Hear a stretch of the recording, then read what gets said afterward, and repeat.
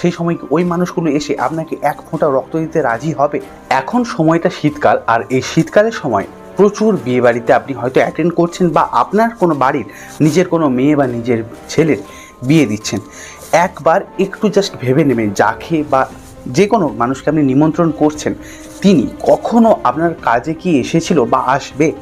তারপরে কিন্তু নিমন্ত্রণ করবেন, কারণ নিমন্ত্রণ করার পর সব কিছু খেয়ে নেওয়ার পর তারা কিন্তু একটাই বলবে, এই মাংসটাতে একটু নুনটা কম ছিল, এই পকোড়াটাতে আরেকটু যদি কড়া করতো, ভাজতো, ভালো লাগতো, কাঁচা রয়ে গেছে মাংসটা। তাই এগুলো একটু জাস্ট ভেবে নেবেন, তারপর নিমন্ত্রণ করবেন। কারণ একটা কথা আপনি বারবার ভেবে দেখুন, যাকে বা যে কোনো মানুষকে আপনি যাকে নিমন্ত্রণ করছেন, আপনি কি তাকে যখন আপনি নিজে অসুবিধায় পড়বেন, বা ধরুন আপনি হসপিটালে গেছেন, সেখানে আপনার রক্ত লাগবে, সেই সময় ওই মানুষগুলো এসে আপনাকে এক ফোঁটা রক্ত দিতে রাজি হবে?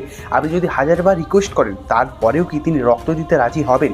বা যে কোনো টাকা, আপনি রক্তের কথা ছেড়ে দিলাম, শুধু একটা জিনিস ভেবে দেখুন, আপনি যদি এটা বলেন যে কয়েক হাজার টাকা তাকে ধার দিতে, সবাইকে আপনাকে ধার দেবে?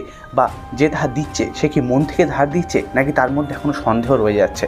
তাই সব কিছু ভেবে চিন্তে তারপর নিমন্ত্রণ করবেন, কারণ নিমন্ত্রণ করে কয়েক লাখ লাখ টাকা খরচা হয়ে যায়, দিনের শেষে আপনি ফকির হয়ে যান, বা আপনি লোনের মধ্যে ডুবে থাকেন। হয়তো কয়েক ঘন্টার আনন্দ হয়, কিন্তু সেই মানুষগুলো যারা আনন্দ করতে আসে তারা দিনের শেষে আনন্দই করতে আসে।